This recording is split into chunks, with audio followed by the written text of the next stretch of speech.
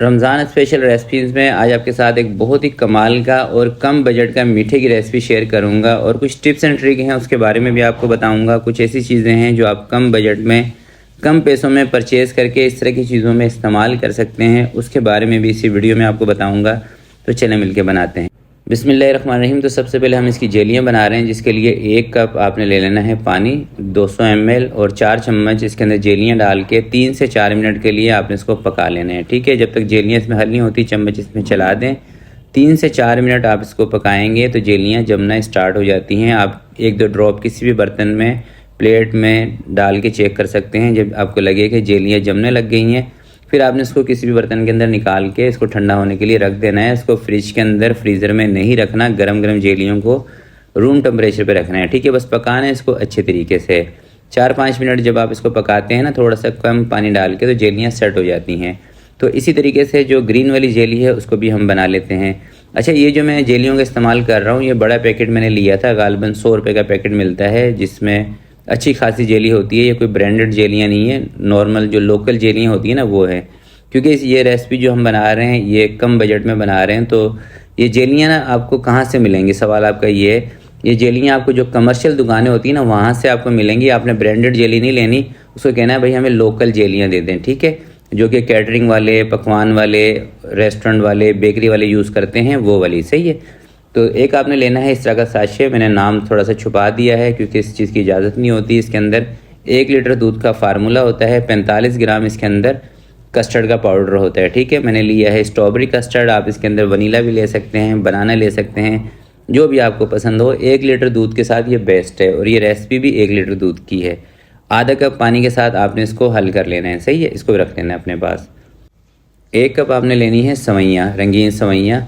ये भी आप लोकल वाली यूज़ कर लें अगर आपको कम बजट में बनानी हो, क्योंकि मार्केट में देखें 2 तरह की चीज़ मिलती है। एक होती है ब्रांडेड, एक होती है थोड़ी सी लोकल चीज़ें जो खुली मिलती हैं। मैं भी उसी का इस्तेमाल कर रहा हूँ। ठीक है, कोई ब्रांडेड नहीं है।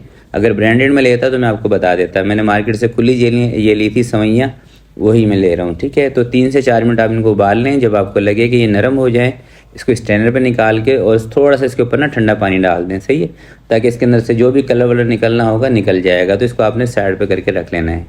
देख रहे हैं मैंने 1 लीटर पानी इसके ऊपर डाल के इसको ठंडा कर लिया है। तो इसको अब हम इसी स्ट्रेनर पे छोड़ देंगे और जो इसका पानी है उसको फेंक देंगे बस।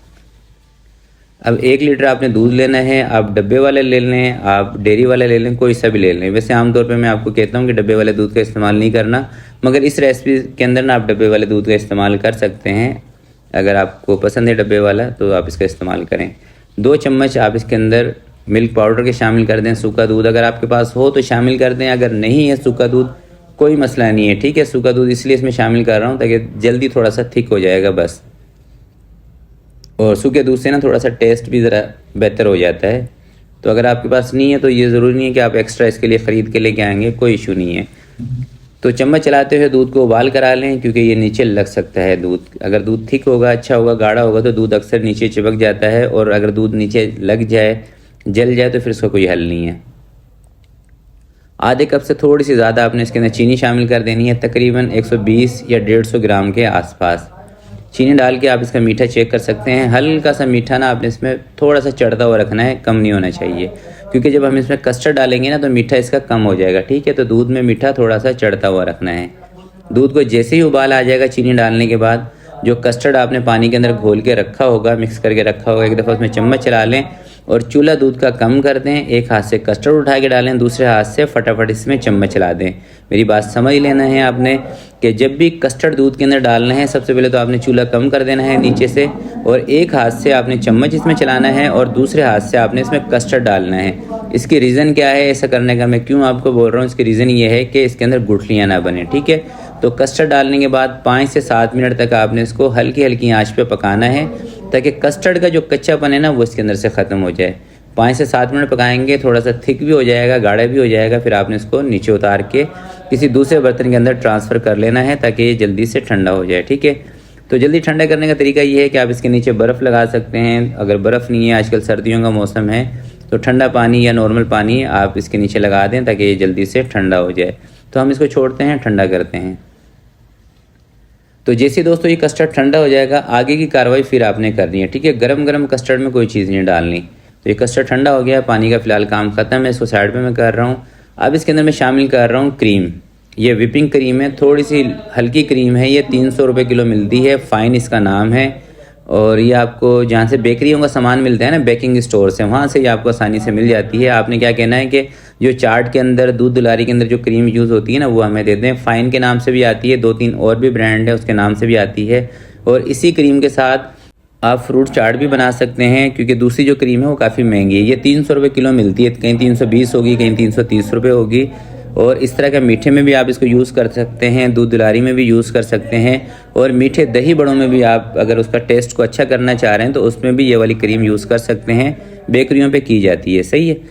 तो अभी मैं आपको दिखा रहा हूँ जेलियाँ, ये देख रहे हैं। इसको ना मैंने फ्रिज में नहीं रखा था। आप क्या गलती करते हैं, उठा के फ्रिज में रख देते हैं, इसके अंदर पानी भर जाता है, फिर ये अपना कलर छोड़ती हैं।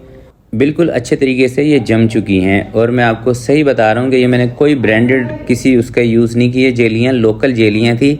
और गालबन इसका 100 रुपये का या इतने का पैकेट, मुझे याद नहीं है सही से, इतने का पैकेट लिया था। लोकल जेलियाँ, कोई इतनी अच्छी ख़ास नहीं है।